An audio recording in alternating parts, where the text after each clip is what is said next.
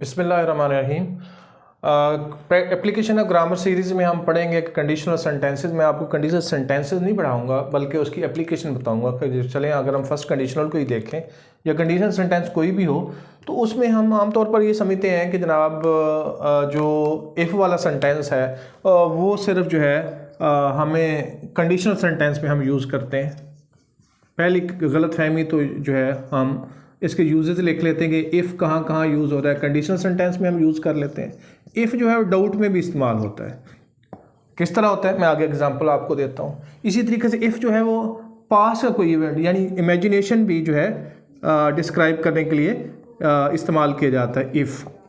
ठीक है जी, कैसे मैं आगे एग्जांपल जो है आपको देने लगा हूँ। मतलब कंडीशनल सेंटेंस को अगर हम देखें तो हम कहेंगे कि इफ़ ही कम्स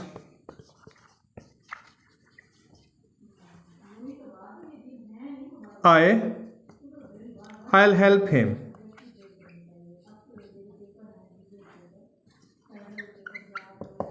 ठीक है जी, ये कंडीशनल सेंटेंस हो गया कि अगर वो आता है तो मैं उसकी मदद करूंगा। ये कंडीशनल सेंटेंस आपके पास हो गया।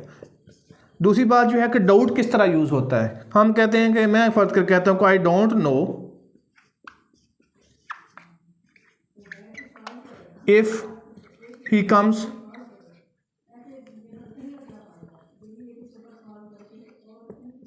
If he will come. मुझे नहीं पता कि वो आता भी है या नहीं आता।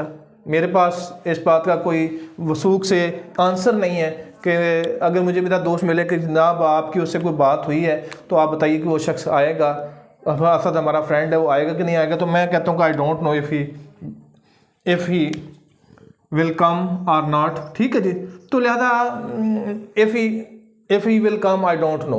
ठीक है जी, तो यहाँ पे इफ़ जो है वो डाउट के लिए यूज़ किया गया है। ये कंडीशनल सेंटेंस नहीं है क्योंकि आमतौर पर जहाँ जहाँ इफ़ यूज़ होता है हम समझते हैं कि ये कंडीशनल सेंटेंस है। इफ़ का और यूज़ देख लीजिएगा जी। If I were young I would run a race. एक एथलीट साहब हैं जी जो कि बूढ़े हो गए हैं और वो ख्वाहिश का इज़हार करते हैं कि काश मैं जवान होता तो मैं भी रेस में हिस्सा लेता। तो अब यहाँ पे देखें तो यहाँ भी इफ़ यूज़ हुआ है। तो हम जहाँ जहाँ इफ़ आ जाएगा तो क्या हम उसे आप कंडीशनल कह देंगे? नहीं। आप जब देखें कंडीशनल सेंटेंस ये पहले वाला यूज़ हुआ है जिसमें हम कंडीशनल की शर्त क्या होती है कि जी इसमें इफ़ वाली फ्रेज जो है वो प्रेजेंट टेंस सिंपल प्रेजेंट में होती है। तो अगर ये इफ़ वाला सेंटेंस है और कंडीशनल है तो यहाँ विल कैसे आ सकता है? इफ़ वाली फ्रेज तो प्रेजेंट में आनी थी। और इसी तरीके से ठीक है, अगर इफ़ वाली फ्रेज प्रेजेंट में ही आनी है और वो कंडीशनल वाला ये भी अगर कंडीशनल है तो यहाँ वर कैसे आ सकता है? ये वर तो पास्ट में आता है। तो लिहाजा ये गलतफहमी पहले दूर कर लेनी चाहिए कि इफ़ जो है वो सिर्फ कंडीशनल में आता है या कंडीशनल में सिर्फ इफ़ ही आता है और कोई वर्ड नहीं। वेदर यूज़ हो सकता है और अनटिल यूज़ हो सकता है, इन केस ऑफ यूज़ हो सकता है। नंबर ऑफ वर्ड्स हैं जो कि कंडीशनल के लिए यूज़ होते हैं। वो भी हम एक किसी वीडियो में डिटेल से डिस्कस करेंगे कि कौन कौन से वर्ड्स हैं जो कि कंडीशनल के लिए यूज़ होते हैं। तो लिहाजा यहाँ दो बातें क्लियर करनी है। नंबर वन कि इफ़ वाला सेंटेंस हमेशा कंडीशनल नहीं होता, वो डाउट वाला सेंटेंस में इफ़ यूज़ हो सकता है और जनाब इमेजिनेशन वाले सेंटेंस में भी इफ़ यूज़ हो सकता है। तो लिहाजा बी वेयर। आपने अगर दूसरी बात ये शो करने देखना है कि अगर इफ़ वाली कंडीशन इफ़ वाली फ्रेज कहते हैं कि प्रेजेंट में होती है, सिंपल प्रेजेंट में होती है, तो कहीं फ्यूचर में इफ़ वाली फ्रेज को देखें तो ये ज़रा श्योर कर लें कि यार ये कंडीशनल ही है, ये कहीं डाउट वाला सेंटेंस तो नहीं है, ये कहीं इमेजिनेशन वाला सेंटेंस तो नहीं है। तो लिहाजा आपने इस बात को श्योर कर लेना है कि इफ़ वाले सेंटेंसेस जो हैं वो हमेशा कंडीशनल नहीं होते।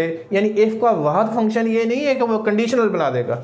इफ़ का मकसद डाउट भी क्रिएट कर सकता है, इमेजिनेशन भी क्रिएट कर सकता है। तो लिहाजा उन सेंटेंसेस से भी आपको बेवेयर रहने की ज़रूरत है।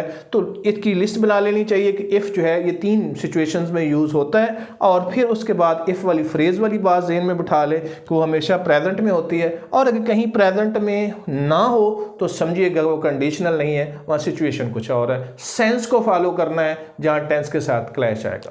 Thank you.